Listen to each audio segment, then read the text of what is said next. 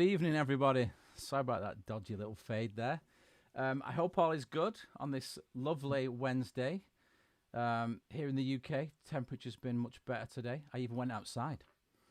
So, yeah, thanks for joining us. This is our fourth episode. We're going to call it an episode now because we're doing it every week. And as usual, I have Tim with me. Hello, guys. How we doing? Hang on, I've not got you on there. You're on now. Now you're on. Hello, I'm here. So as usual, just check you can hear and see everything. It's quite a challenge doing this because I'm here at a secret location in Manchester, and Tim is in a secret location in where is it? I always forget what it's called. What is it called? It's called Stourbridge. Stourbridge, right? That's enough information now, Tim. Come on. No, it's not. Robert Plant was from here. Okay. That's yeah. See, that's all right. Little tidbit. No, you've just gone. My contribution for today. Yeah. Okay. So thanks for joining us. If it's your first time joining us, the idea is that I've taken over the Ableton Certified Trainers UK and Ireland channel. I am an Ableton Certified Trainer, so it's fully legal. And Tim and I make music as Lostlight. And somebody asked last week, what does Tim do? So at the end of this show, I will play you the last Lostlight single that we put out together. I do something other than chime in with pointless comments and reply to people in the chat. Occasionally. Right.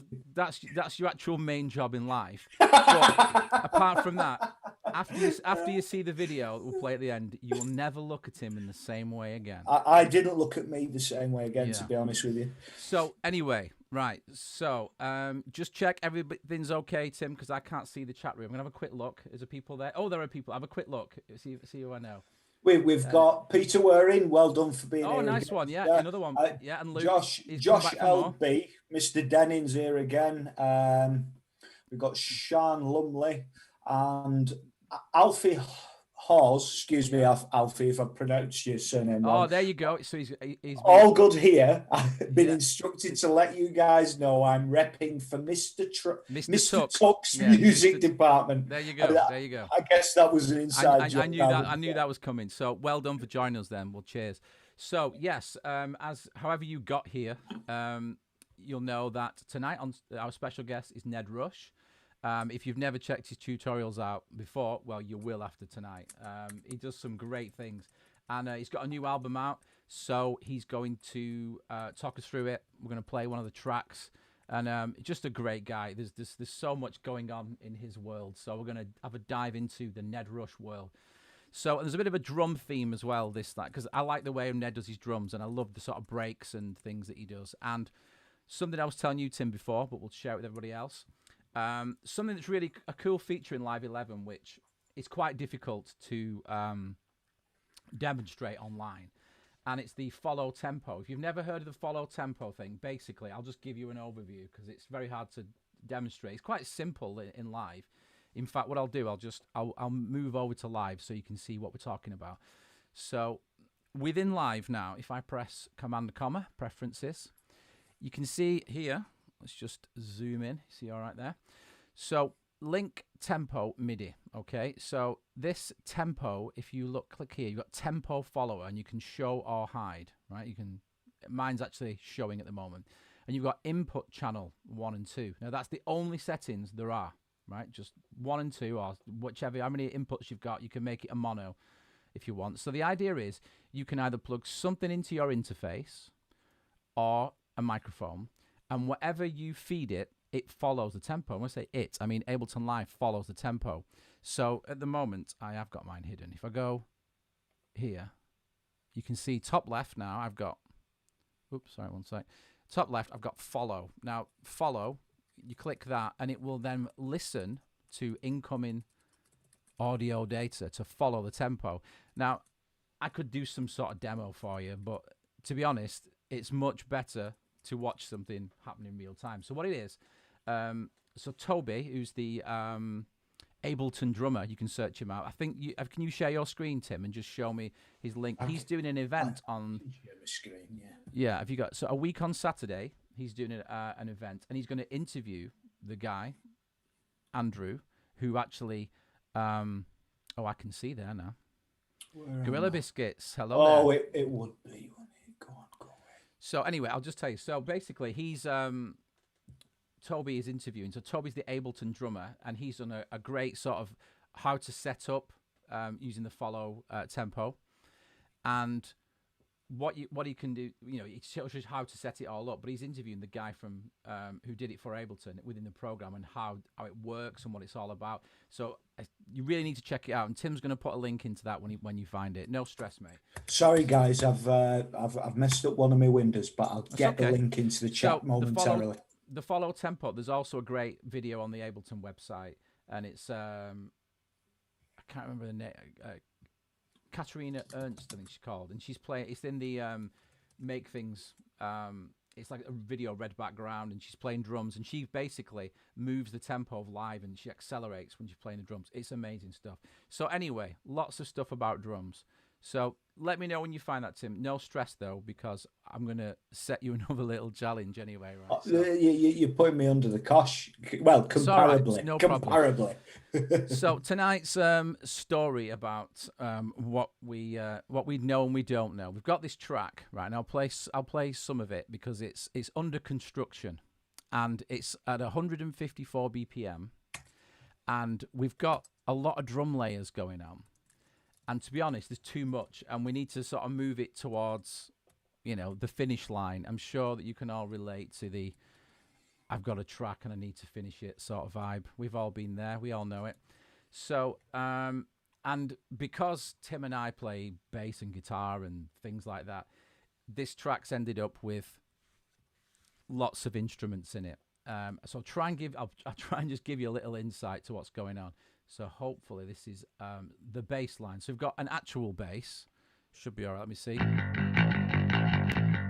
Right, I'll open it a little bit more. So there's got this kind of like, I don't know, sort of rocky bass thing. So you can see a rough structure at the top there. That's actually quite organised for us, Tim. Verse, bridge, chorus. Copy this to others. They're revealing all the secrets there. Just like, that's the chorus. Copy that. So we're using a bass, and it's if you can see on my camera, it's that Fender bass there, and I had to get it in lockdown because I didn't have a bass. So we've got this kind of thing going on, quite clangy, and purposely with no low end on it. Right? Okay. So we've catered for that elsewhere, haven't we? You can't see the screen, can you? By the way, I can't see it, but everyone else can. Well, everyone else can. Well, no, thanks. That's very nice of you. Be very patient, but you can. Oh, I'm altruistic by nature. Yeah, it's for your benefit, mate. Right. So anyway, the point is, we've got this bass going like this. So purposely clangy because I've also got some sub going. So I'll just, we've got this, hang on, that's all of mine. There you go.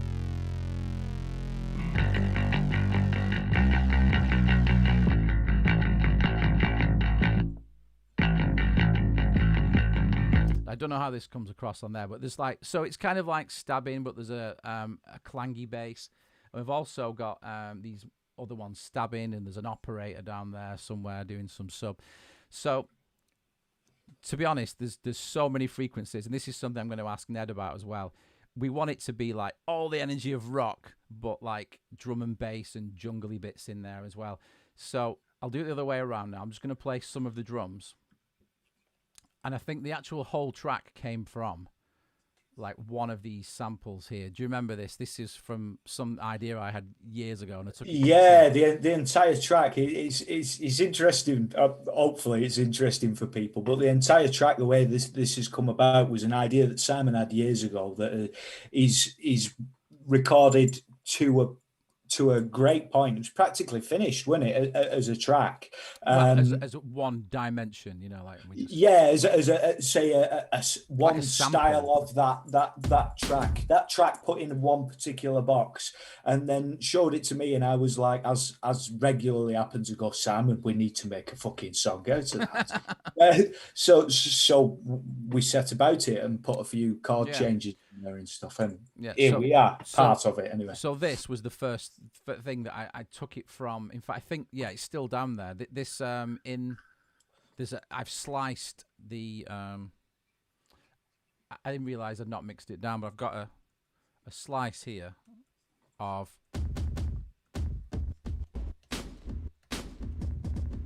So I sliced something up. I don't know where I got it from. So that's what I use, and I just made a kick and snare pattern.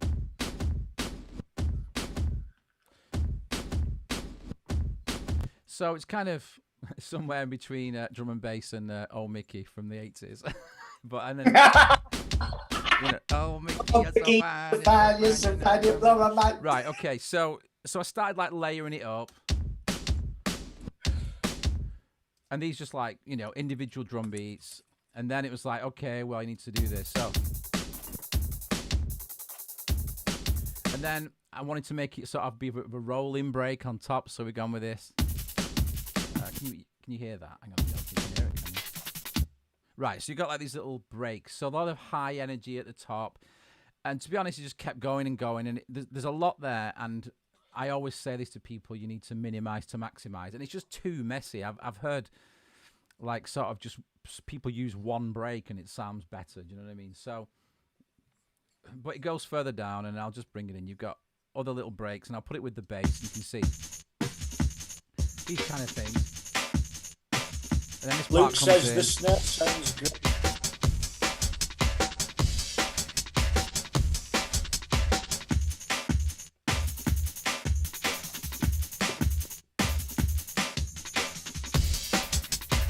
So what are you saying? Luke says the snare sounds great.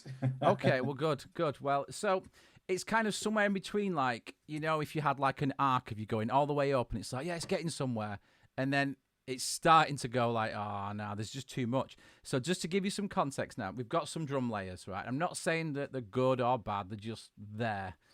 And, some are good, but it's like, you take some and you roll off the high ends. I'm sure you've done all this stuff before that, I've EQ'd the bottom end there because they only want a certain bit. And it's kind of like masking frequencies to make things better. So again, something I'm going to talk to Ned about later. But so you've got this all down here, all this cut up, right? But the thing is, this is just because we're greedy with frequencies. That's just like human nature. And if you're into sort of like the heavier side of dance music, then really minimize to maximize is where it's at. It's about power and the timing of when things come in and out. Do you agree, Tim? Yeah, I agree, but you can't take my word for it because I've been like indoctrinated by you, haven't I? Because it's right. Well, I didn't used to be like that. Well, okay, but listen. I need to practice what I preach. So I'm basically saying that minimize to maximize, and then I come up with this, and we've got like. So you want the guitars?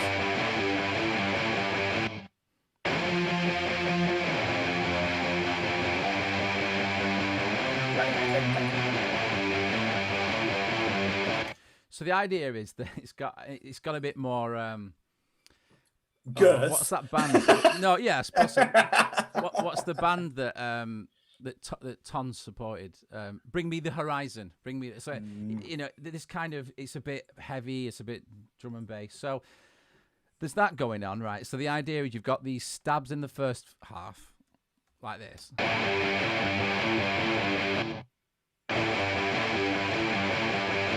Now, one sort of mistake that I think we made is we layered the hell out of the guitars. And I think after a certain point, they just start like chorusing. Now, if I just solo, just one, like one lot. Oh. So it actually sounds quite thick, but it's just quiet.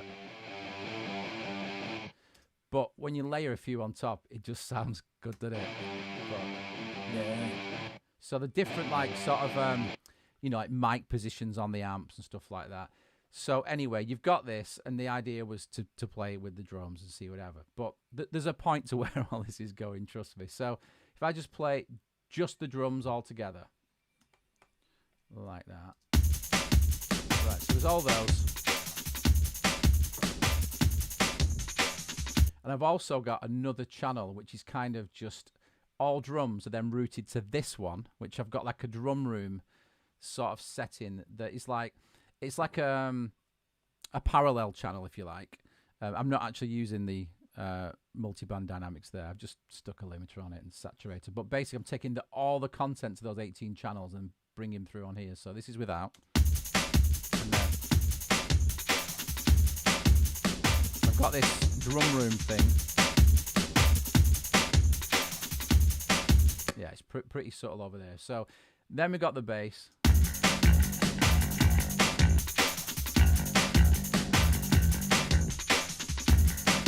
So that's the first half, and then it fills out. So basically what we need to do is I want to sort of tidy this up a little bit. Now this is, so I was thinking, well, you know, what's the minimal? Go on, what are you laughing at? I'm laughing because you started this off, which I've only just remembered with, you've got a task for me. Yeah, it's coming. It's coming. Well, what, sorting that out? Okay. All right. No, this is complete. So what I'm prepared to do is delete all of these drums, right? I don't have to, because I think it'd just be a waste. We can use these things again. So what I was looking for, what's the simplest thing you can do? And I think, well, we've got the guitars doing their thing, and that was the kind of the harmonic stuff. The bass is doing all the stabs.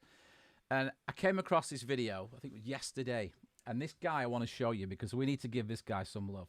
So we've got this guy, and he's called Stranger. That's Stranjah. And I want to show you a video from him. Now, you won't be able to see this, Tim. Tim can't see this because he's only on Zoom, so he can't see it go out.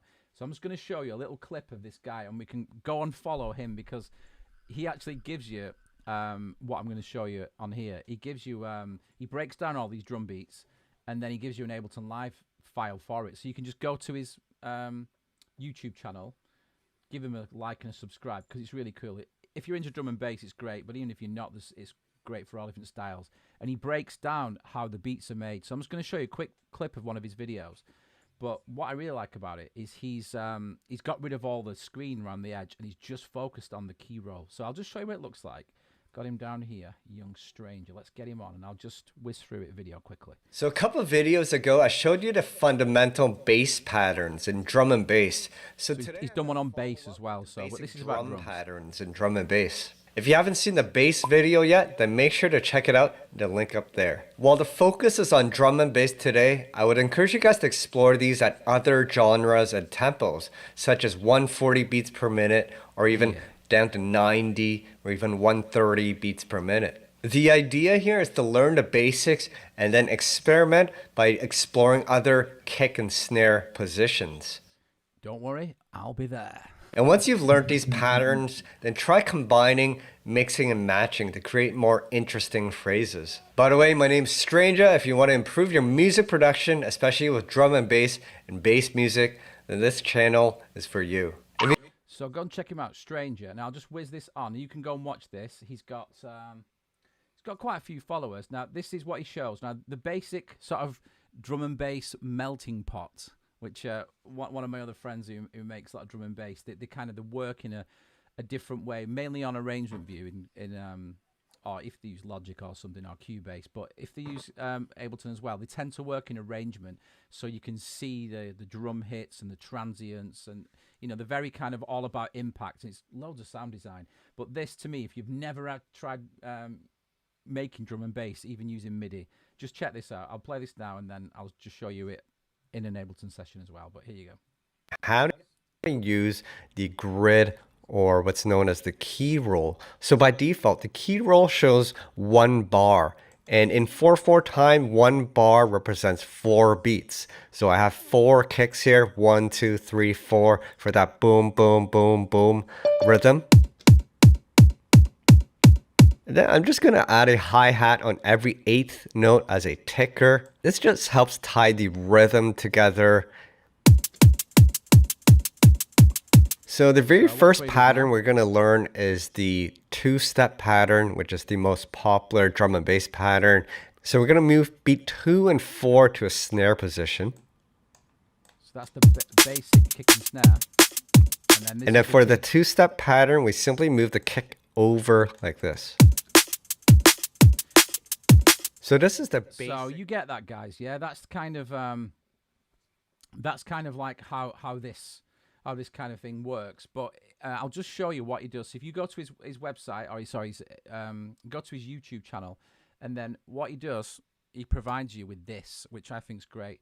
I think Ned is waiting for us. I'm just going to do that. So basically, he gives you this. So if I just solo this channel, now this is at 154 BPM. He did say, like in the video, try it at different BPM. So I thought, okay, let's do this. So the two-step, the first thing is that.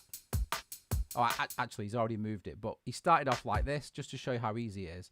He started off with the kick there. I could have just moved that one, couldn't I? So he started like this. And then all he did was move the snares up. And then put this one just off beat so it goes.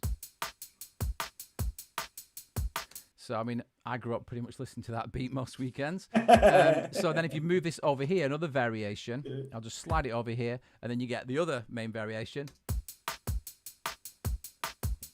You get it, yeah? So what he does, if you go to his website, sorry, I keep saying website, go to his YouTube, you can, well, you do actually get it from his website. You just subscribe to him, whatever, and you get all these. So he's gone through all these variations that are in the video, and it's just great. It's a great place to start.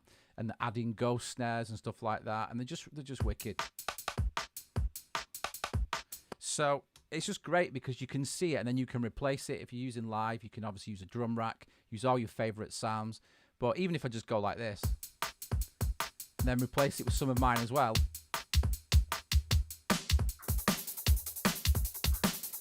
you get the idea. So I'm gonna sort of re-strip, bring it back, and then I'll come back to you and play what we've done. But Tim, I want you to not download this, right? And you're gonna start, and all you're gonna do is this. You're gonna start with just that. I'm gonna send you this MIDI clip, and I want you to just go. I'll just solo loop this clip. This. That's where you're gonna start. Right. And you're gonna go.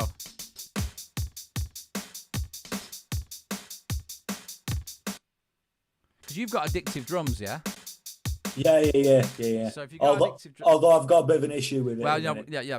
Don't say anything. Right, but yeah, okay. So you go away and work on that because I think it needs both of us to do it. And then I believe that Mr. Wilson is waiting. So what I'm going to do, just while we let Ned Rush in, I'm just going to play you a track from his new album. It was out last week, and we're going to talk about this. And this is Sunshine Flows into Trees. So have a quick listen. We're going to talk about this. So I'm just going to play it in, and we'll speak to you in a sec. Turn your lights off while you do.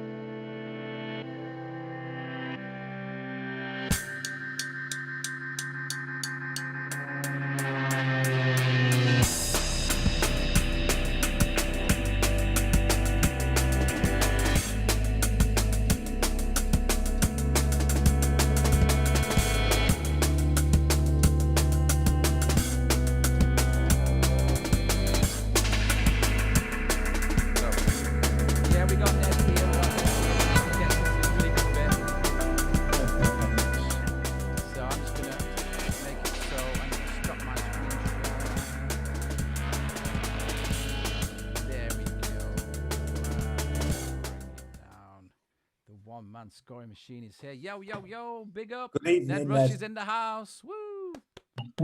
Yeah, loving that background as well. It's almost like conceptual, and it kind of fits with the video we just played. It's like, well, is that some of your artwork actually, Ned? Yes. I feel like I've seen that today. Yeah, so I didn't want you to see my smelly boys room, so I lifted some artwork. So every track on the Bandcamp has got its own individual artwork, and I just picked one that fitted well with. Well, I just played that track. It works, smashing it, Ned. Sunshine Flows into Trees. So let me give you a very poor introduction that doesn't even say too much about you. No, only joking. So we have Ned Rush, and if you don't know who he is, you're gonna find out. But basically, I first met you when in Leicester, of all places. I think I remember, and you were there, and you just blew everybody's mind away with your drum racks and the stuff you were doing, including mine. And you know, I was a newly certified trainer at the time, and I was like amazed with what you were doing. And you've made some really great Max for Live devices, but the main conversation topic for us was extreme guitars at Nuno Betancourt. And, it's just it's true. We went to the pub afterwards, and I think it was quite late, and we were sort of chatting about guitars, and you asked me what guitars I had, and I said I sort of said under my breath, I've got a Nuno Betancourt signature, and you just looked at me and went, I love Extreme. Yeah. Oh, I didn't just love Extreme. I was like, all right, I think we're going to get on all right. Yeah.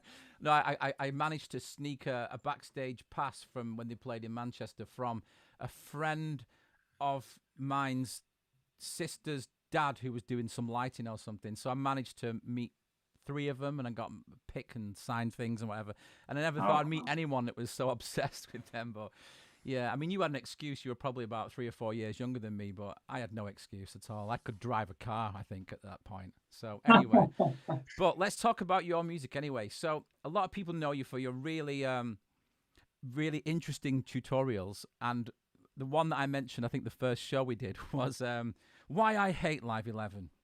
And it just, I knew that thought, he doesn't really hate. I know that. And we talked about this briefly, but it's like, you know, tell people why you put that out. Why do you hate Live 11?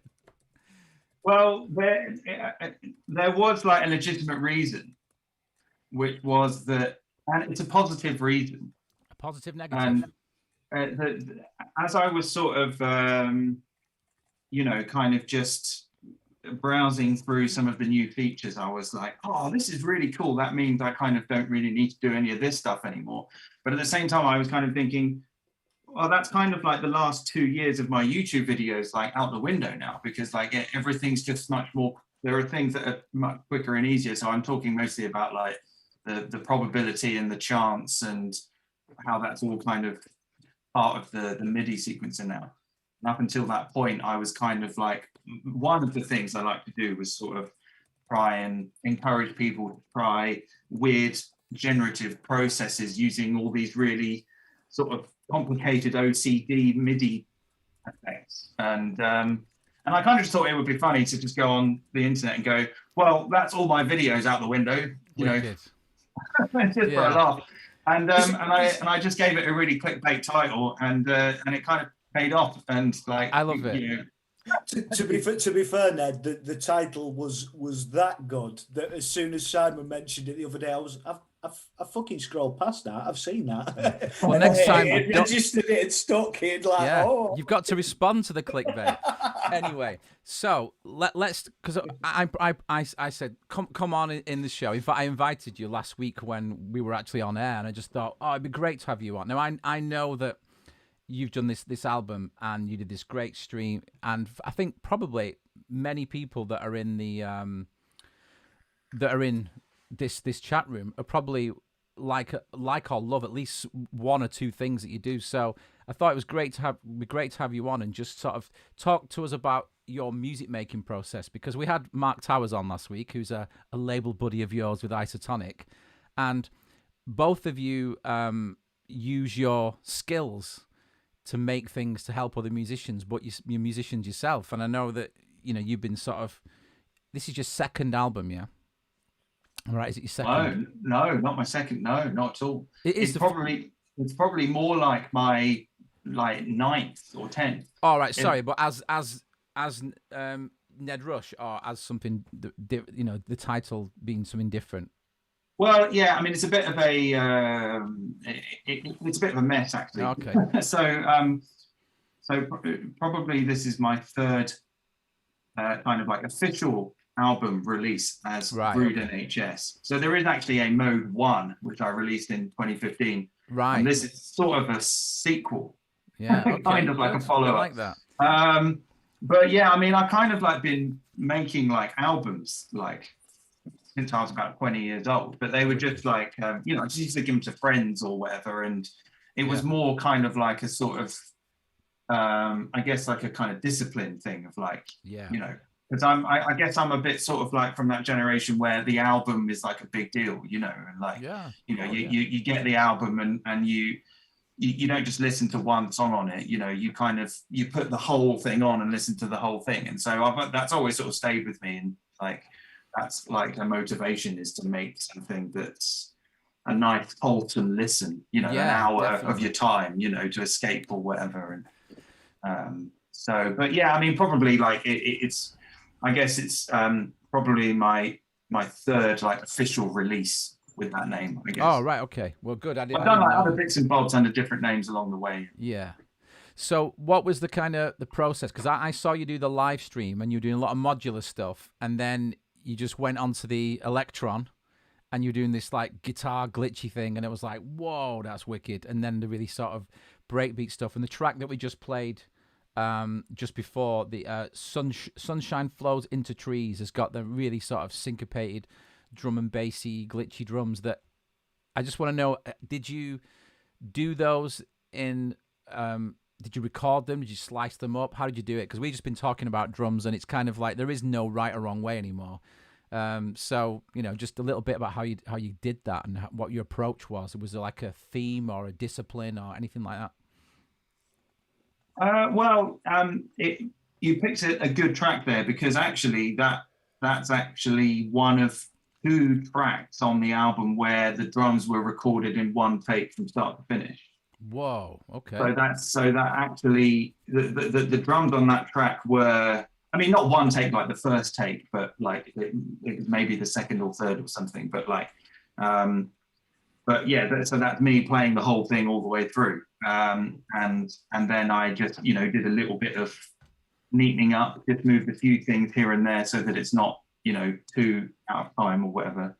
And that was done in sort of quite a traditional way of, you know, a mic in the kick, top and bottom on the snare, and I think maybe only one overhead. I sort of messed up and did one overhead for some reason. I didn't think, when I was recording it, I didn't think that I would actually use it. I was kind of just practicing both the take and the recording, and then I would go away and see how it sounded, and then maybe I would go back. But I was so pleased with the feel of it that I just decided to use it.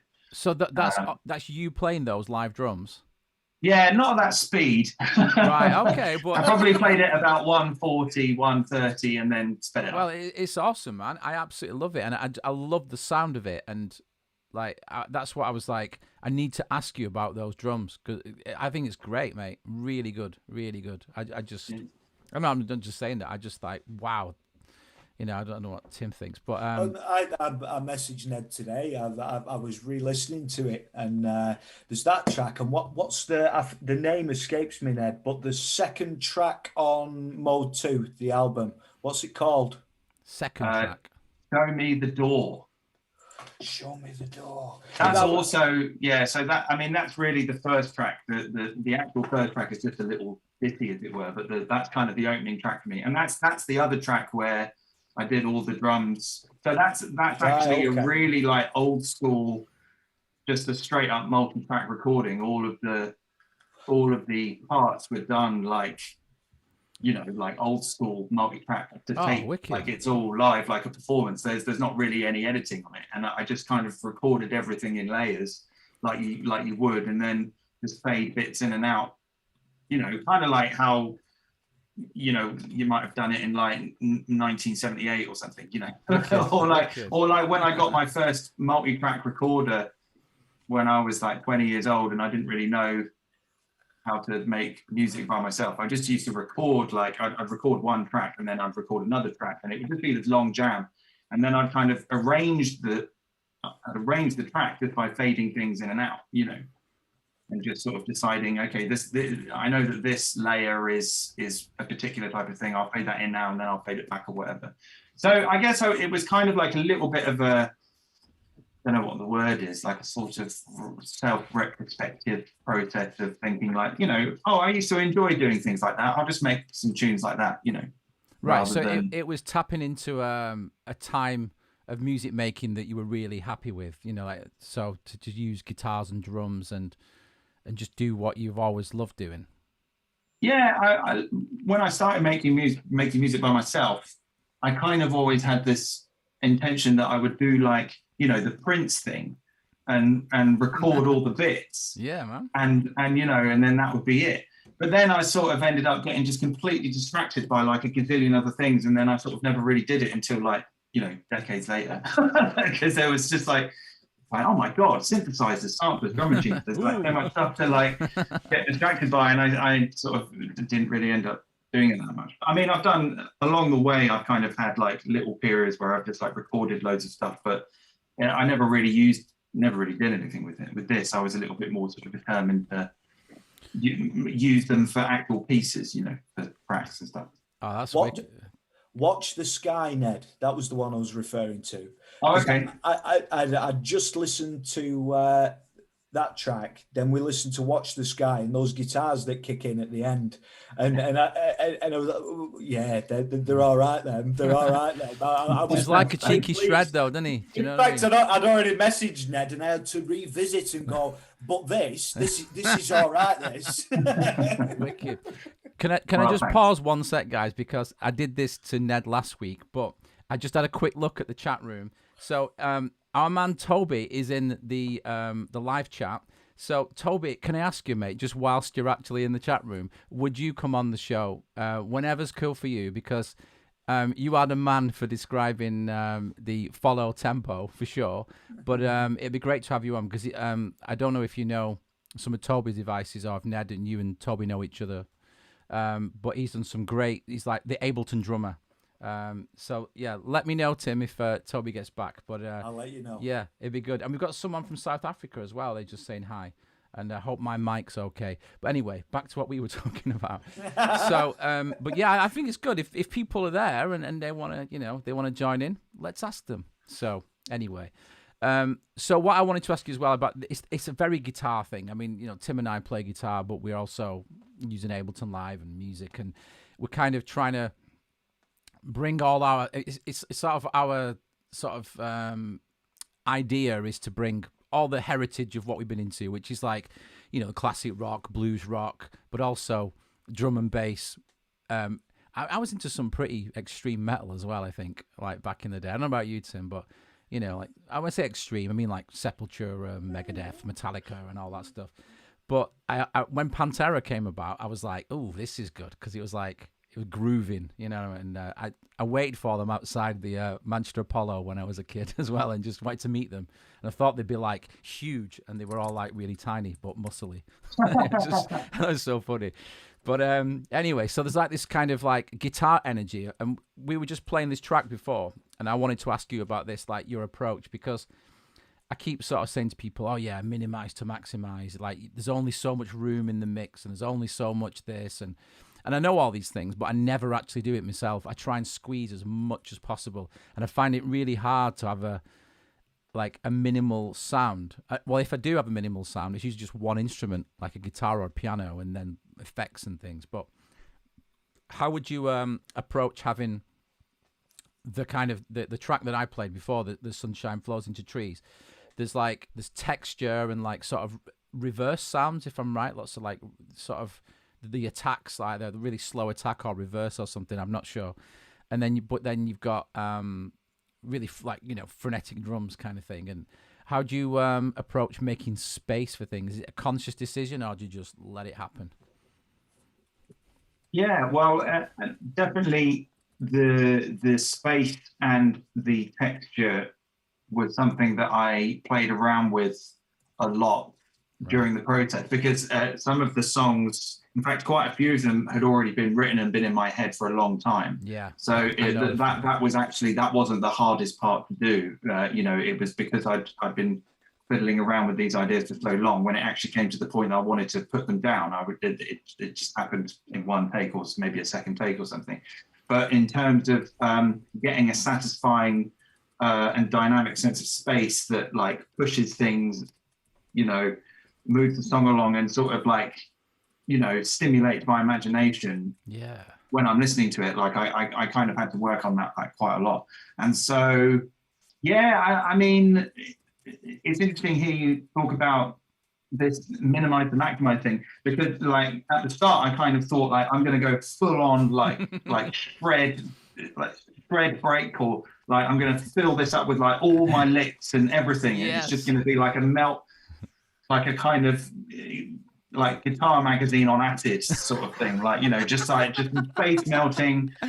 And then I sort of like, and then I started working on the tracks, and I was like, oh no, actually these are sort of, it might ruin the tone a little bit. Like it turned out, all the tracks turned out to be sort of quite serious, not like serious, but sort of, you know, there was a tone to it. And I thought like putting too much of that on it might have made it look a bit too tongue in cheek. So I might save that for another project where it's a little bit like, okay, now we're going to have a laugh and just put all the clever stuff in. So I just kind of like, I just sort of played around with just a lot of old school techniques, really, like a lot of dubby echoes, a lot of like double tracking. So there's lots of classical guitar on it, and that's all double tracks, like the same thing played twice, and then I pan them hard left and right. So they were like, and some of those didn't have reverb on them at all. Like but because they're kind of the lead line, I needed to make them really thick.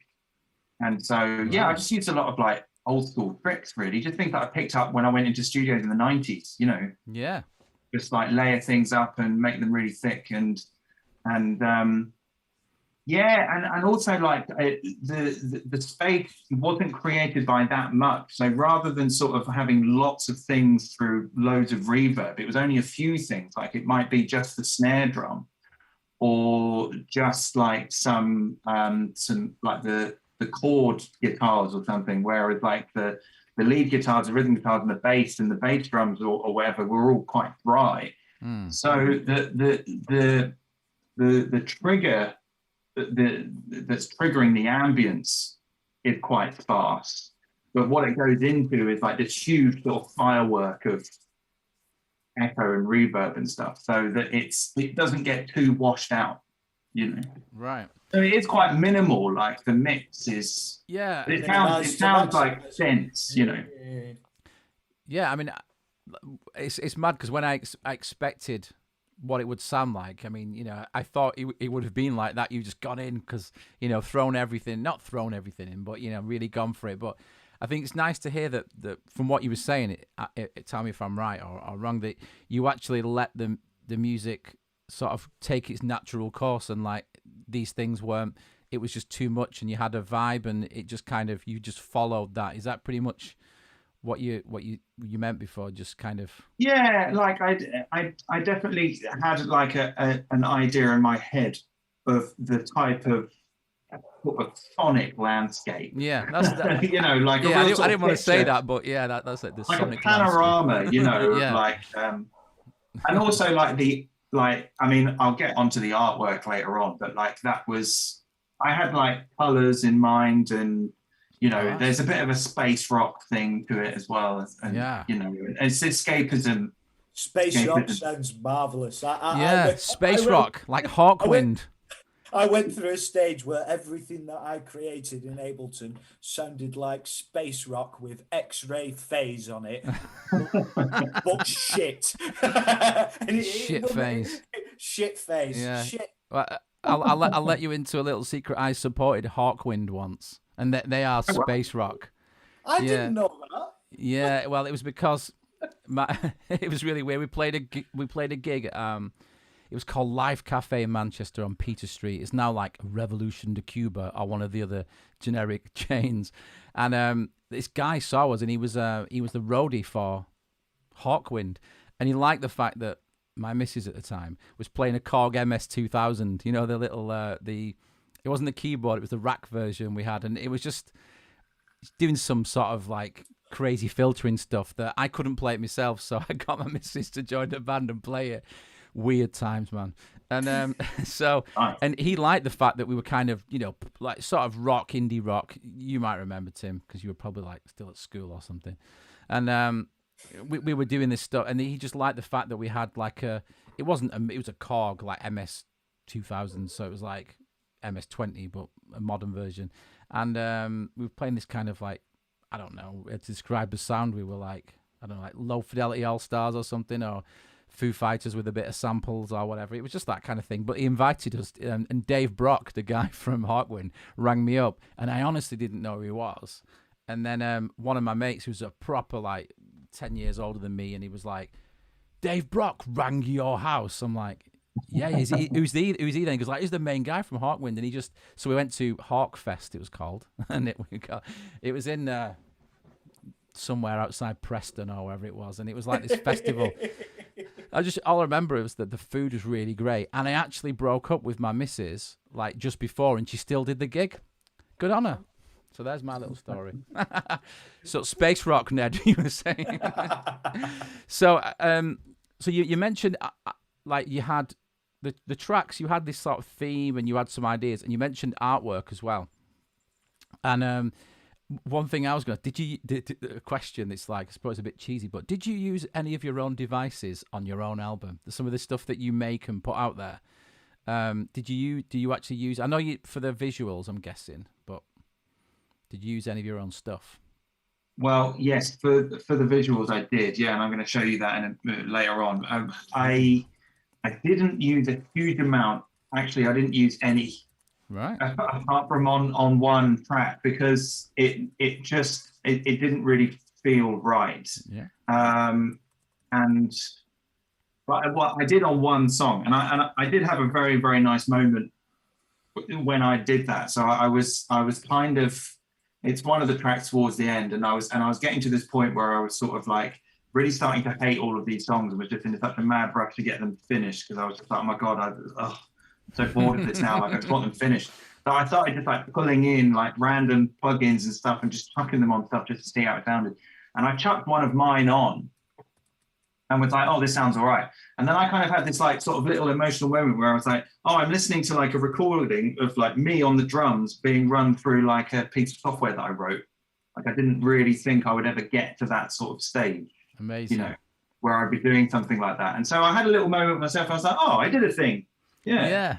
All right. And then I thought, okay, I'll leave it. I'll put it on there. So yeah, there is like maybe one track where there's some crazy DSP that I made in Maximus P, but otherwise it's basically in a weird way, it's kind of an album that I would have liked to have made 20 years ago, but I didn't really know how to do it, and now I do, so I'm doing it. Good. Well, I mean, to be honest, that's what me and Tim are doing. We've got this thing, we need to make it exist. And I was tracking something last week, and I did write this song 20 years ago, and I played it to Tim last week, and he was like, yeah, there's something there, you know. And it's just like, you have to let them exist. If they're just inside you, eating away for years, you know, anyone who's like thinks, yeah, I'm going to write songs and do that, just get them out there and don't worry about who's going to judge it or anything like that.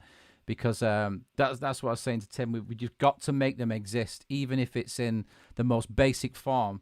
Because if you want to play it to someone and you want them to understand what you're actually talking about musically, you have to have a version you can play. And then, obviously, if you use Ableton Live, the only way you can play it if it's in session view is like, yeah, just come around my house and I'll press play and I'll talk you through all the scenes and all this lot.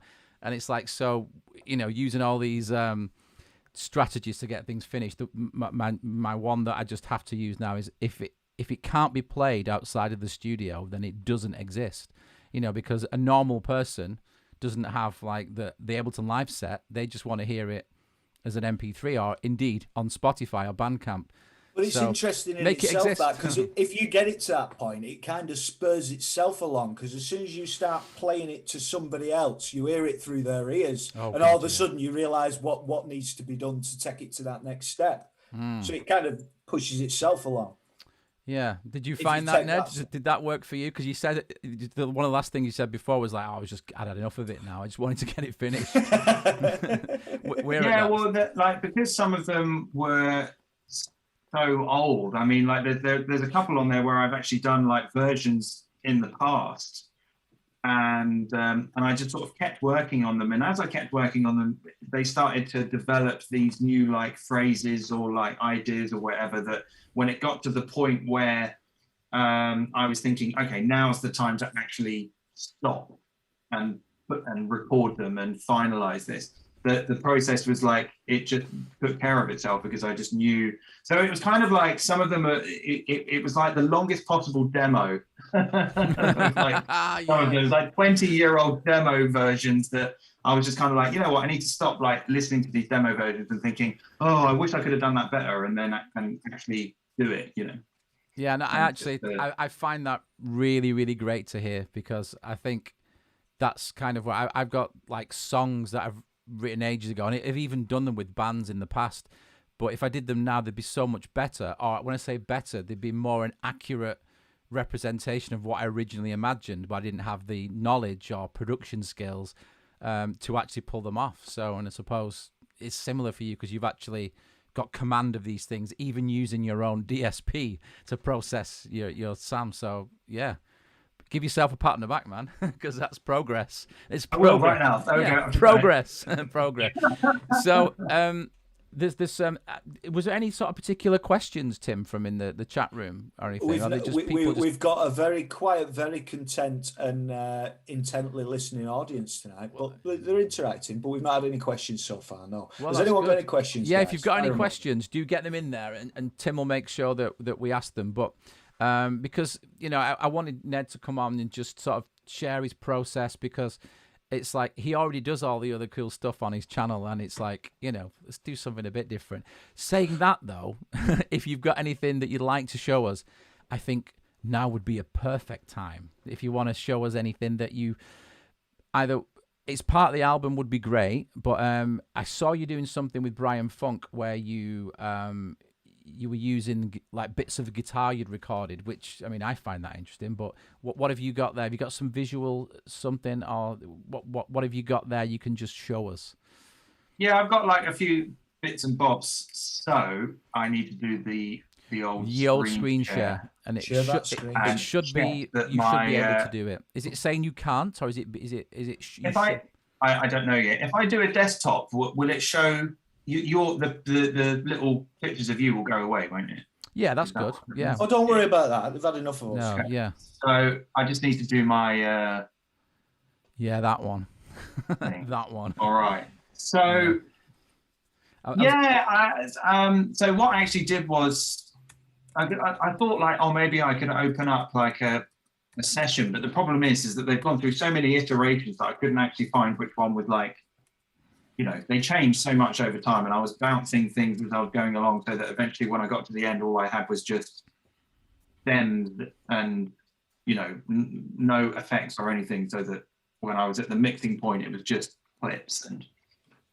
But I managed to find something that was like used right at the very start, which is this sort of choppy guitar thing. Oh, cool. So, I mean, so like, there's basically, I don't know if you can see down here, but I just it's really clear, mate. Like loads of like little one-shot, strikes and strums on the guitar, just playing like nonsensical kind of chords or power chords or harmonics or whatever, just like little one-shots. And then I just slice them up into bits, so they're all just like little one-shots. And then in the sampler, I mapped them all to like their own velocity. Oh yeah. So that I could kind of trigger them all from one pad. So the track that this is from actually started out all on one drum rack. So I was just kind of like getting the idea down just by putting one shots in a drum rack and just either playing it in or programming it or whatever. And so, you hear that? Yeah, we can. Yeah. I'm just pressing one pad on the push, but because of the velocity, you get a different sound.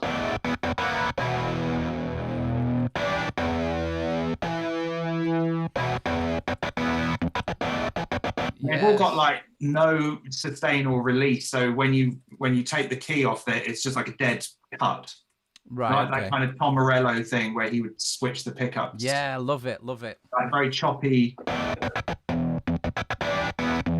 Like actually, I was doing this earlier on and before the call, and I was thinking, oh, this is so. I don't know why I didn't do it like this. But if you turn note repeat on the push, are you on the push there? Oh yeah, man.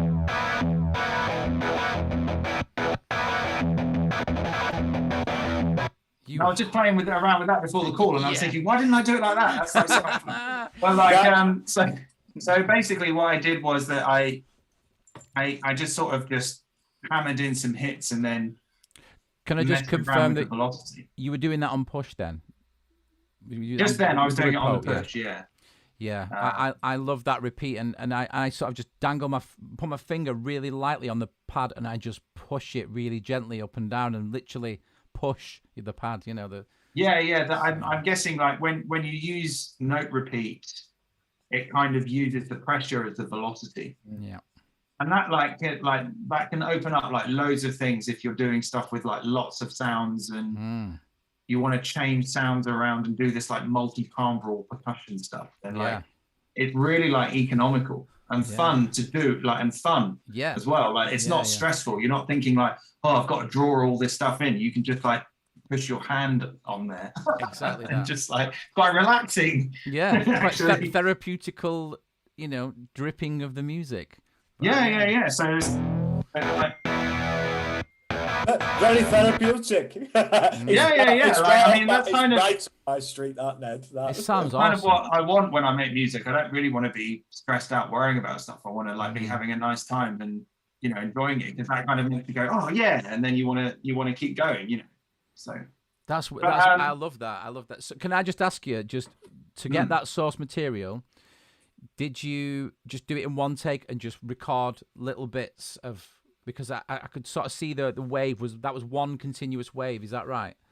Well, I thought that I recorded a really long take and then chopped it up in recycle into one shot, but it looks like that isn't what I've done. So I think I can't remember. So I'm guessing that I just recorded it and then did a slice to sampler, because that's what the sampler's done. Yeah. Because there's loads. It's just one long file.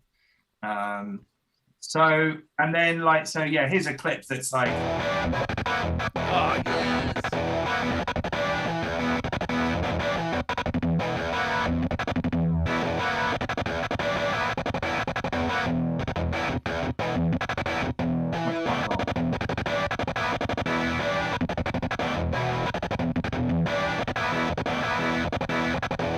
And so like in parts, there were certain chord samples that I was really trying to push them on the kick and the snare, so that eventually when the drums come in, there's real like coordination with the rhythms, they line up.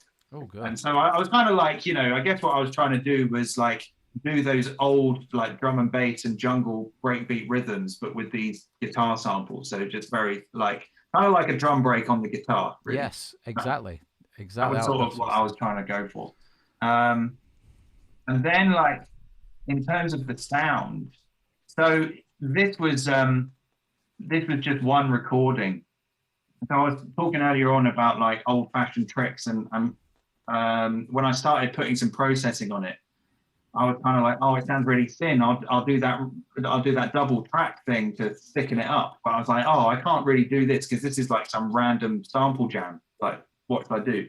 So I took like the one instance of the sampler and copied it. And then I just ever so slightly moved the offset forward, the sample offset of all the samples. Right. And down tuned them like really slightly. Have I done a down tuning here? Or maybe I didn't. Oh yeah, no, I've done like a tiny down tuning here. 7 cents. Yeah, and then panned them hard left and right. So like the nice thing about when you do that, especially with guitars and vocals as well, it's like when they're in the dead center, you kind of notice the phasing a lot more, whereas if they're really separate, then it just sounds really thick and big, and you don't notice the slight delays and the slight out of tuneness. That's what gives it a sound. So I just kind of like just cheated at pushing by copying it and putting it a bit out of tune. It's great. I really like. Yeah, when you pan things in extreme left and right, they kind of, especially on headphones, you get that sort of stereo cuddle. But if it's got a bit of edge to it as well, it's like, ugh. Yeah, I know what you mean. It's sort of, it does play with tuning and the way that things are panned, and so basically you duplicated it. And obviously, if you just duplicated it and didn't change the tuning, it would just just be louder, wouldn't it? There'd be It no. would be louder, there'd be and no- it wouldn't really quite work. So that, you know, I probably could have done something like use like a delay or something to make one of them come, Yeah. you know, like a 1 millisecond delay or something, and maybe like a bit of chorus or something just to make it go a bit out of tune. But I wasn't quite convinced by that, and I was just kind of quite happy with it, really. Yeah, that sounds great. And then that went into amp on the heavy setting. Yes. There's a nice new preset. There's a nice new preset actually that in Live 11 it's called That Thick Trick. It's called and it's pretty similar to how you've got that set up there actually.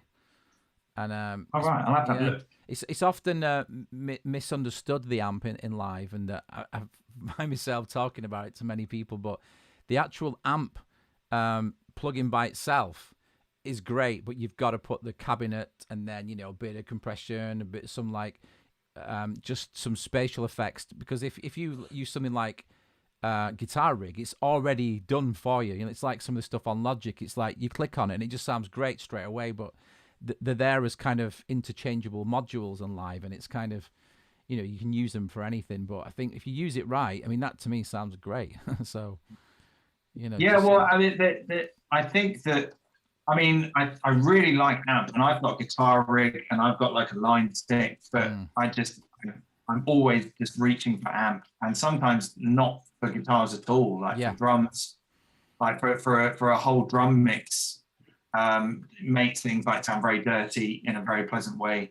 I like that how you can sort of sum things to like mono or stereo, which just makes a big difference. And so it's going into one amp in the heavy setting, but the gain's down. I think heavy with the gain low is my favorite amp setting.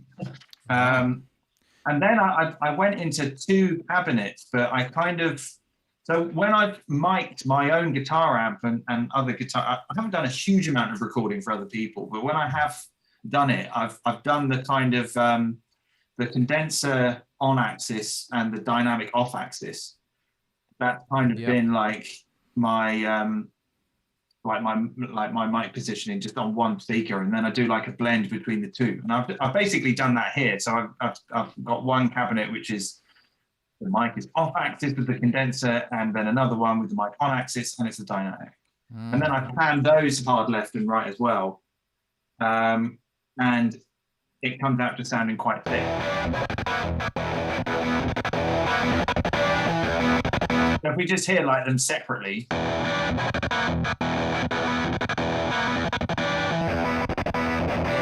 But this one on the right sounds a little bit like not that great to me, but with the other one,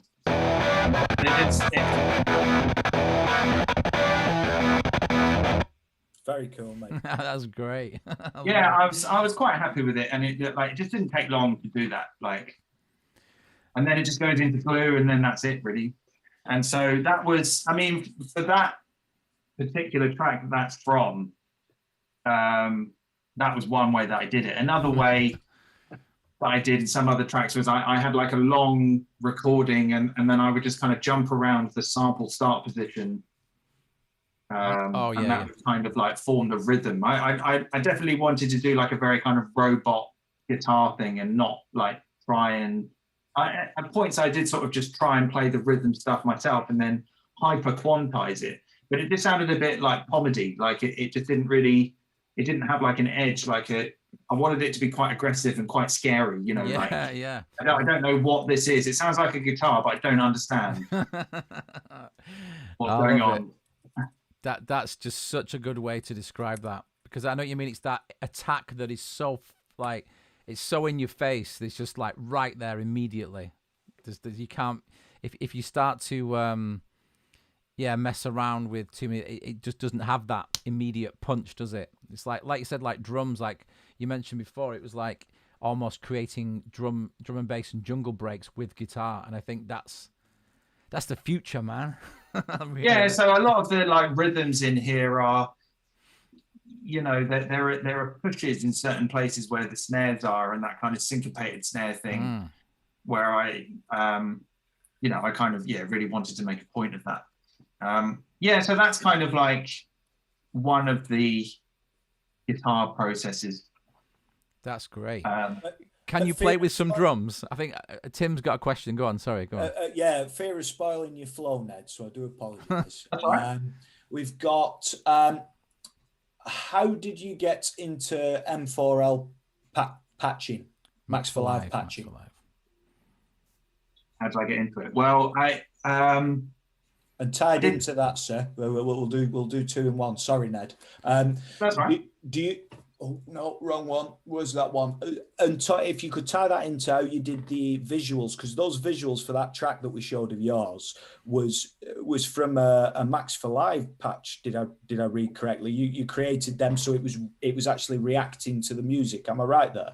Yeah. So that's here. Lucky knob. Which I was gonna, and there's the lucky knob. So yeah, I was gonna. I mean, I can talk about that now. Like, so. Oh. This is basically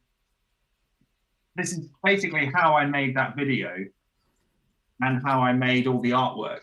So this picture that you're looking at me behind me was made with this, and the album cover was made with this. And I actually only made this device about a month ago in a real rush, because I kind of thought like, maybe I should make a video. Like, people like videos. I'm wondering how much this is going to like screw with the Zoom call, because my computer is not very powerful at doing real-time 3D rendering. We had some crazy stuff last week, and I think that when I because there was certain when Mark was doing his thing, I just think there wasn't enough frame activity. So as long as one of us is moving around or do a quick wipe, I will try and move my hands lots whilst I'm talking about it. I've got this like, so I can do a quick wipe there. You can see me there, and then I'll come back. Just we're all right for another 10 minutes. I bet now it'll be okay. Okay. But yeah. So I mean, this is what I use to make the video, and I start playing it. Suddenly, I can't remember how it works. That's all right. We can see that there's stuff going on. Look at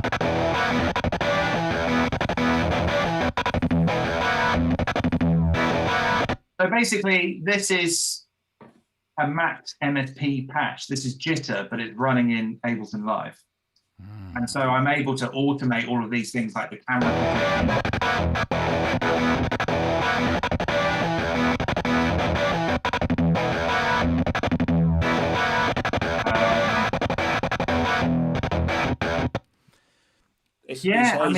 It's brilliant. That I've gone through like lots and lots of iterations of making visual things, and they've all started off like very complicated and very not very nice to use. And so over time, I've kind of just sort of had to make decisions about, right, I'll scrap that, and I don't need that, and trying to get. So I'm ever so slowly trying to get a very nice video synthesizer down to something that's just 8 parameters at most, that's like ready to go on any MIDI controller that you can really play around with, or record the automation into the arrange page so that you can make like little videos. I mean, the problem is that my computer just can't handle all of this stuff at once because it's so old. So, you know, so I think that like when I actually shot the video, I shot it with a window like this size, but the texture was being rendered out to OBS, which was capturing it at something like a larger resolution. So, but it still didn't come out as nice as I would have liked. But I was asking friends online, you know, does anyone want to do this for me in 4K or whatever? But I ended up just doing it myself pretty quick. Right. So I'm going to ask a really obvious question now, but it's called Reactivist because it reacts to incoming audio. Is this right? Yeah, just basically, which is one of the names of the tracks.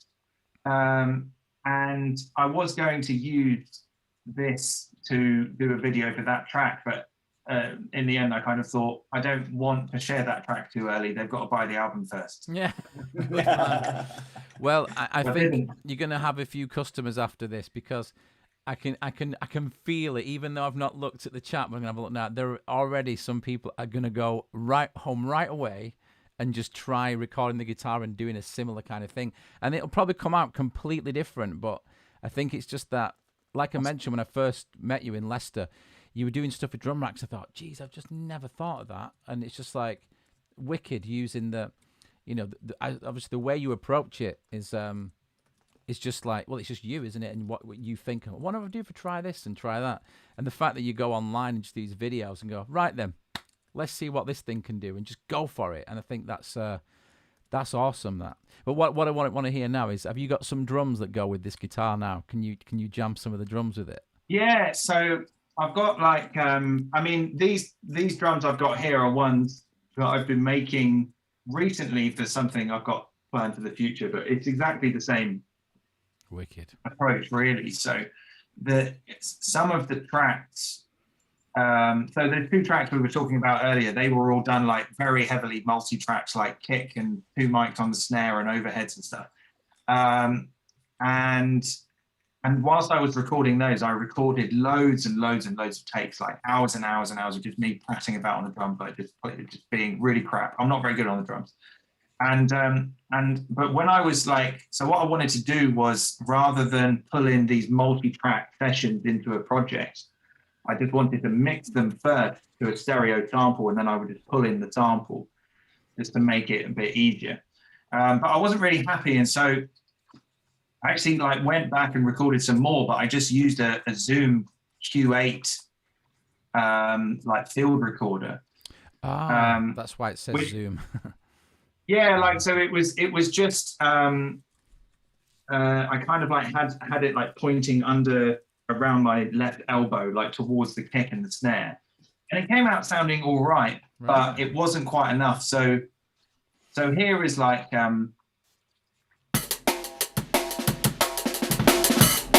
but this has obviously been really heavily sped up, so I probably played this at about 130, but now we're at 180, so we're in like serious BPM fine territory.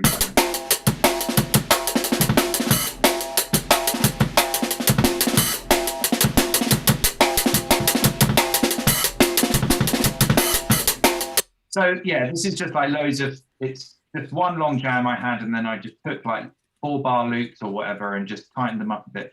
And by themselves, they sound okay, but when you start putting them in with bass and drums, they start to go pretty quickly. They start to disappear. Yeah. So I went and just got some one shots of kicks and snares, and I worked really hard on the snare to find some snare sounds that I like. So just doing like lots of rim shots, and sometimes like layering them up or hitting it with 2 sticks or whatever, just to get really big, like just a really obnoxious snare drum, like real, like, you know, late 90s new metal snare, you know, it sounds like about 20 dustbin lids or whatever, you know. And then just like did one shots and layered them over the top. So like lo-fi drum replacement, but not really drum replacement, because I'm just adding them on top. So here's like the kick. Oof. And it might sound like, I don't know how good that sounds down to Zoom. No, that's all right, man. They're just like samples. And then I've just gated it really, really heavily, so it's just the attack. Oh, and this is I forgot about this. This is probably one of the few utilitarian plugins I use. This is the Enhanced EQ, which is like a Pultec. Oh, the Native Instruments one, yeah. Yeah, it's like a Pultec clone, and I really like it on kick drums. It does something sort of quite nice, kick drums, and I do this like probably really unhealthy boost and cut at 20 hertz. So, yeah, but it seems to make everything really round. I don't know. It just, yeah, I think that's the thing with the Pultec, because I've got one of the UAD ones, and you can actually boost and cut the same thing, and it does this. Just sounds magic. Good. Yeah, I don't know what it is. I don't get it either, and I've tried to recreate it, and I can't. But, yeah, that's good. So yeah, that's like my favorite sort of kick drum EQ. And yeah, and then I just did the same for the snare. So here are the snares. Oh, hang on, I've got fire. Yeah. Oof, there you go. And then when you hear it with all of them, so actually I'll bring them in, shall I? Yeah.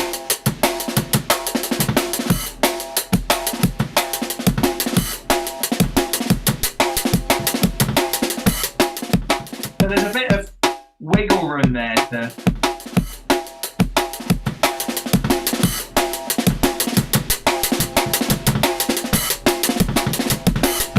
But it's just a really old-fashioned like drum mix, really. Mm. It's just a really lo-fi, but you know, you put the drum bass on it, and then suddenly it just launches into life somehow. Yeah. Well, I'm talking about magic plugins. Yeah.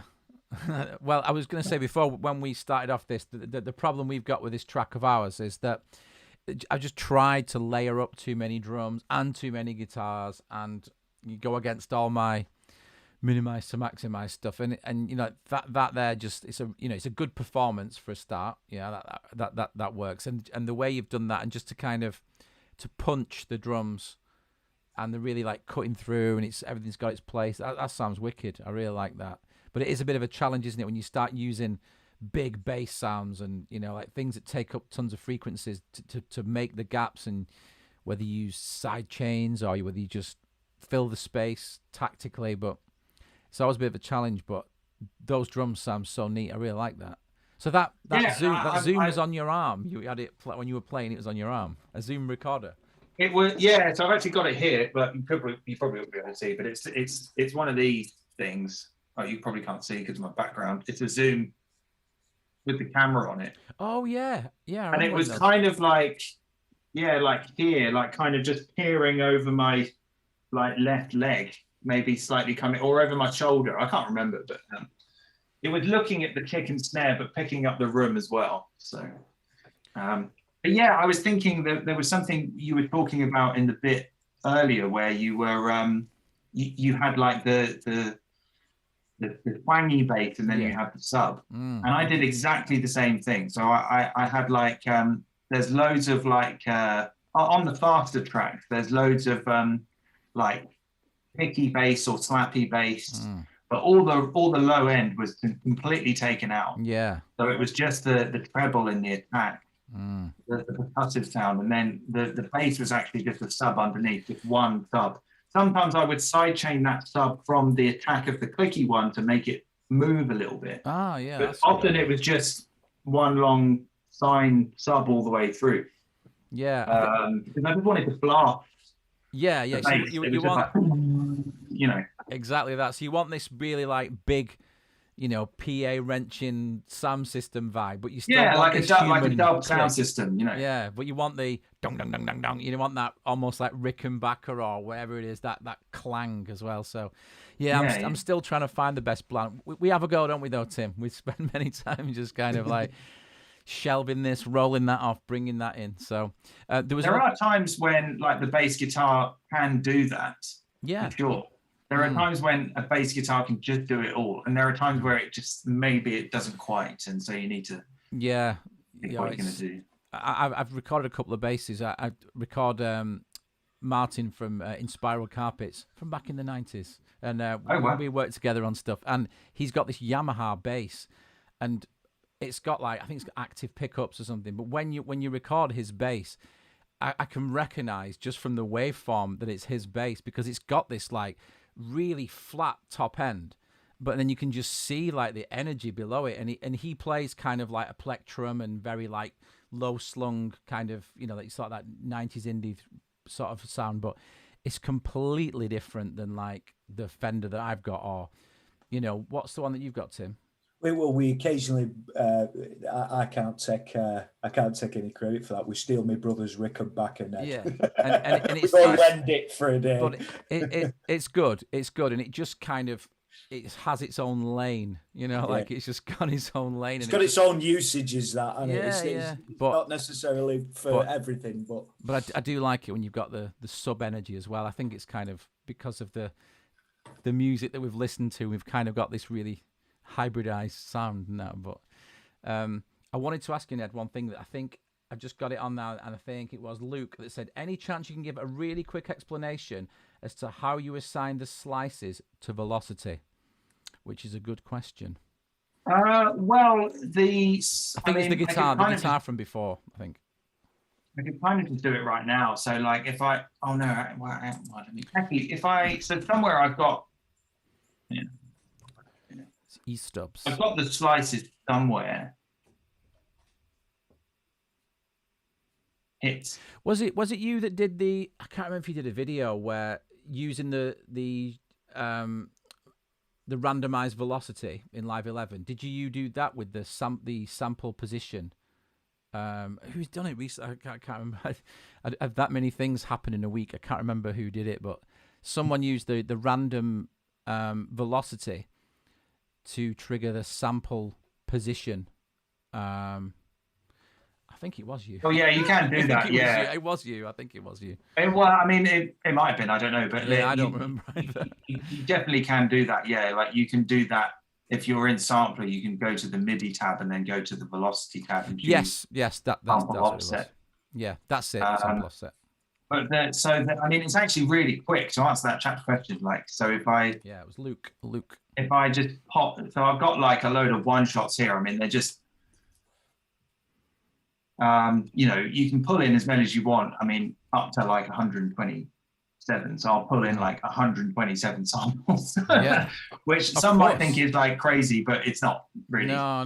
When you get not really. So when you drop them in, they're all kind of dropped onto the same. Maybe it's a bit smaller. They're all dropped onto the same key and root note, which is fine. And they're also given all the same velocity. So you just right click with all of the samples selected. Yeah. You just right click and go distribute ranges. Command equally. A, right mouse click, distribute ranges equally. I know that. And then they're all on their own velocity range. So right. There's so much stuff you can do with this. Like you could, I mean, these are all the same. We can't really hear that. Why can't we hear it? I think it's probably because they're just really so quick. Yeah. Clean guitars and very poor demonstration. No. It's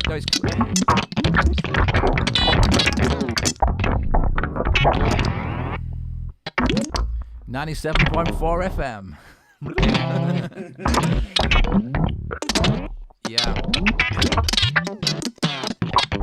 But okay, I'll stop now. No, that's cool. It answers the question also. Just to add to Luke's question, he said, "You've got the slice chopped up already." That answers his question. So, but what we said before, Luke, is that if you get the recording into live, you can right mouse click, slice to sampler, or you can slice to drum rack, or you've got a lot of options in live. So any so audio. I could do that like here with this. So here I've got like a selection of a large file. Yeah. But I've highlighted and sort of warped. And then I can just right click and go slice to new MIDI track. Yeah. And then it should give you a load of options. Yeah. Whether you use the transient or in bars, notes, or whatever. I sometimes use transients or warp markers depending on what I'm doing. So in this case, I might use transients. Because you know it's going to hit. You hit OK and it's done. And then bit back bosh. Boom.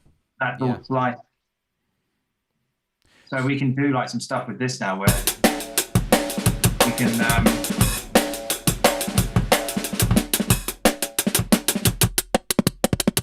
this is kind of like what Recycle was like back in the day, you know. You could like shape the decay of like all the hits and like transpose.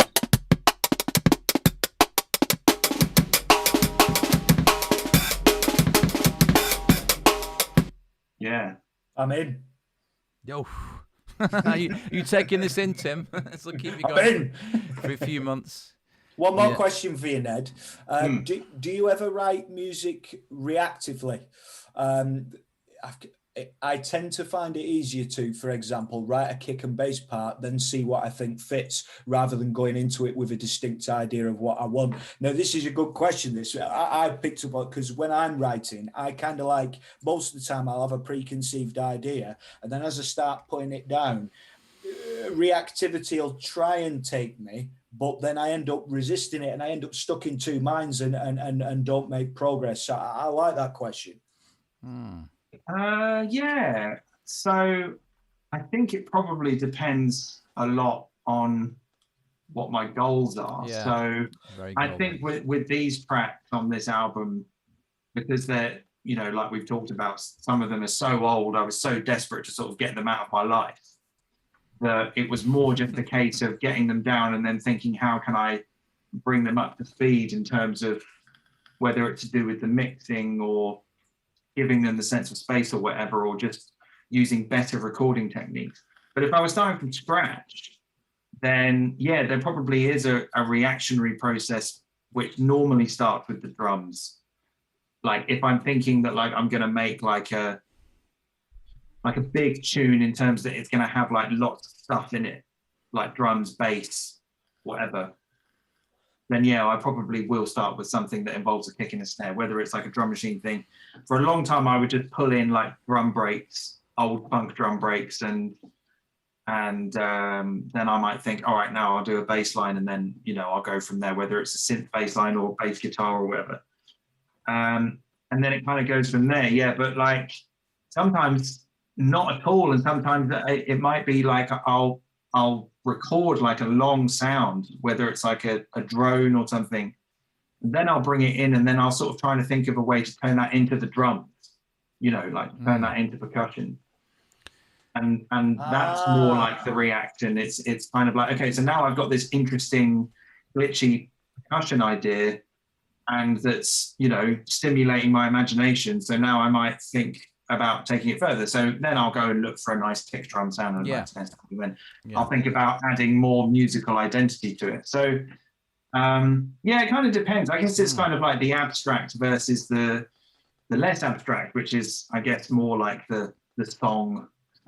Yeah, you've just made me think about something differently there that I really appreciate, Ned, because in that process of so essentially what I got from that, as take it as you will, please, but was you've created the beat that you know that you've got a feel for it, you know that it's going to be busy, you know you're going to have drums and bass, but then replacing that at the right time, potentially with percussive instrumentation that you've kind of rooted from that beat that you've already created and already know you were happy with. Yeah, perhaps, yeah, something like that. And also, like, I mean, yeah, talking about that thing of like replacing things, like it sometimes you won't end up like where you started at all. Like whatever it was that like you know, whatever it was that sort of started you off, you know, it might not be long before that thing is gone, and you can't even remember what it was that it started. You know, you might have pulled in a drum loop, and then you get to the end of the song, and you're like, how did I even start this? Well, I think if people watch your videos, you do that. You've done videos where you've just gone on and just done, right, I'm going to do this, see where it takes me, and that's been pretty much your agenda, hasn't it? You know, when you do these. Yeah, I like to transform things, and I think the part of the, you know, the contrived novelty of some of my videos is that like they end up not where you expect. So you start with one thing, and then after 15-20 minutes of me screwing around and talking over it, you're like, how did it end up like that? You know, and that to me, that's kind of like, that's like how I try to make them entertaining, you know. Yeah. It's just to kind of make people go, oh, what? How did we get here?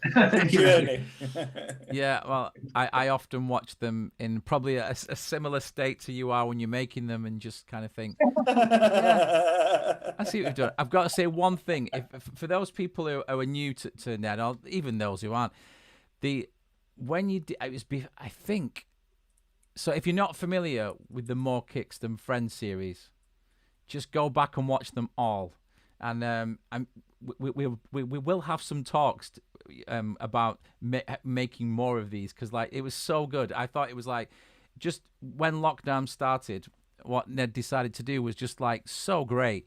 Is just ask friends and musicians from all around the world. It literally was all around the world, wasn't it? And to submit a set of theirs, and it was like pretty much. Was it every Saturday, or was it how it seemed like it was every Saturday? I'm not sure.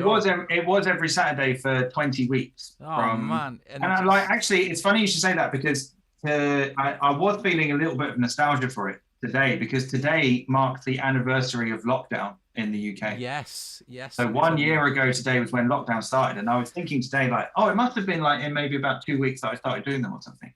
So like at the time I was kind of like, there was kind of a nervous energy where I wasn't really thinking about it. I was just kind of like, oh, I'll just contact everyone. The further away they've got in the past, the more sort of proud of it I feel now. I sort of look back and go like, I don't know how on earth like that happened, but it was there were like 200 acts or something. Yes, and I was one of them. I'm really proud. You were one of them, yeah. I'm sure maybe I think there are some people in the chat right now who were some. Oh, as well. Amazing! Well, anybody that was on that, just give a shout out and give a big hand for Mr. Ned Rush, because it was what you did for like the music making community and people that obviously like some people may never have got out onto a physical stage anyway because they just didn't want to, or they didn't feel comfortable, but they were actually doing this from their own lab, whatever it was they were doing, and it was just awesome. I think it was one of the best things I've seen on the internet for electronic music. And I'm not just saying that because you're here.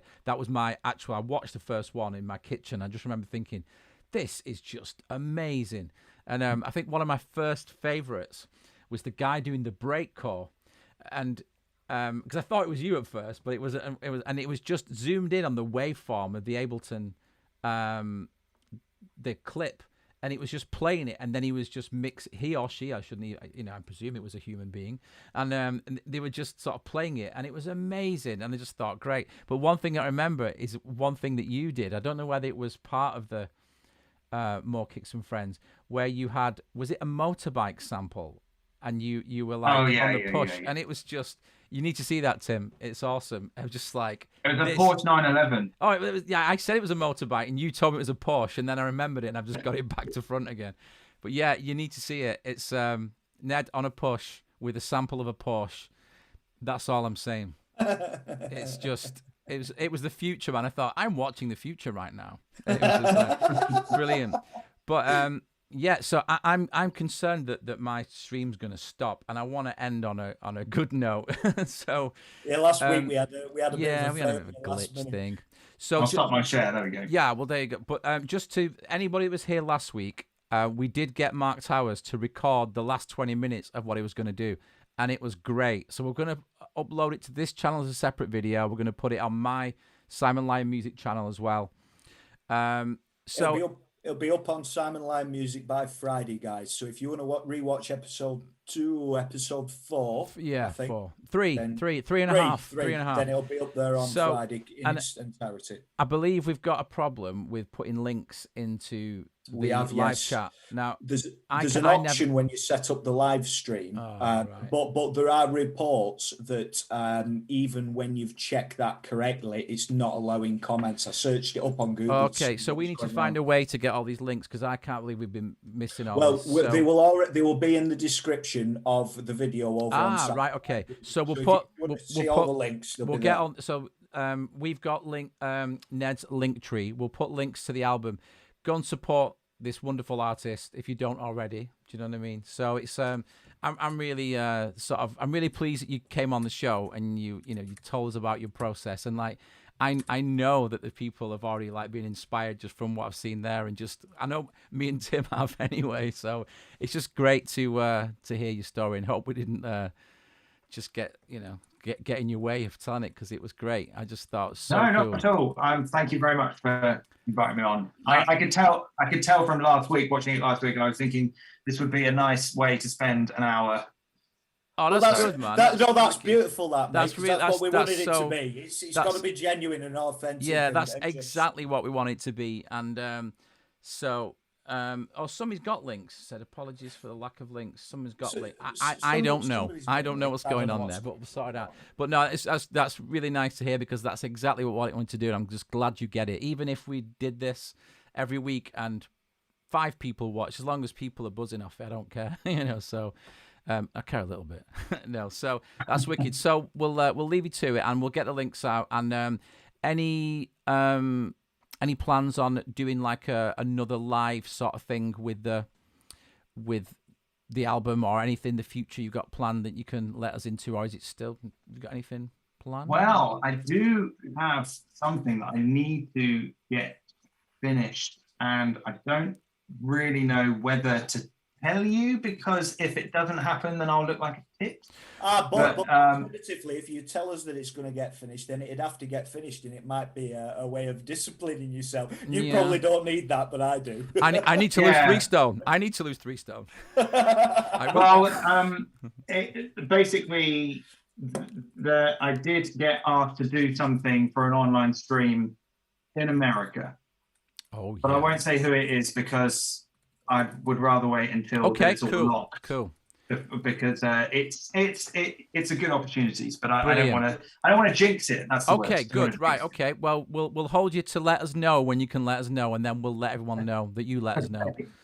Wicked. But like, I've been thinking about what to do with More Kicks and Friends, and like as we're kind of coming close to the end of lockdown and going back to normality, as it were, I was kind of thinking maybe it's not the right time because people are going to be wanting to go out, and I don't want to go on the internet and go like, oh, please everyone, please stay in and watch my stream on Saturdays because like everyone's going to be going out. So maybe it might have to wait until it can develop into something else or happen in real life or something like that. Yeah, I mean, we can talk about that in the future because there's this. I've got a few ideas that might be able to float your way and make it into a.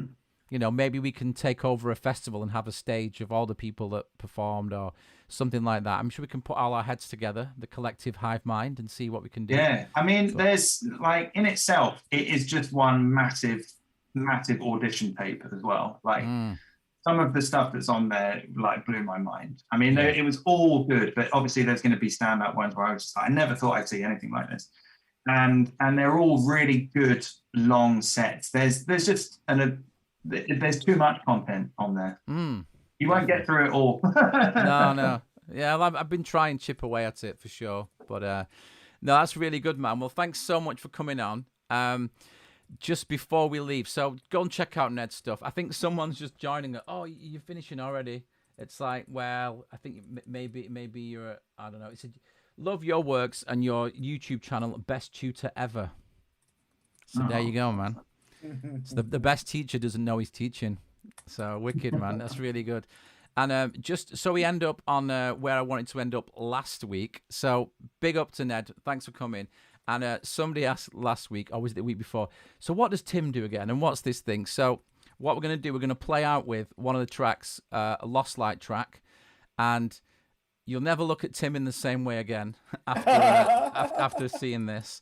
So this was recorded in lockdown last year. Was it July? Is it like July, August? Yeah. Yeah. So I'm not in the video, but I play guitar, backing vocals, and production. But very much they're in spirit. Yeah, they're in spirit. And I did the slide guitar, which is the bit there's like the little riff in it there. So this is a Silent Decline. We'll see you out with this, and yeah, you can find this music as well, and yeah, see what you think, and just I'll leave it on, and just let us know what you think in the comments. It's just see what you think, and yeah, thanks yet again to Ned, and good luck with everything. And, Thank you. Yeah, thanks for having us. I'll play out. This is Silent Decline by just some guy who's in this band called Lostlight.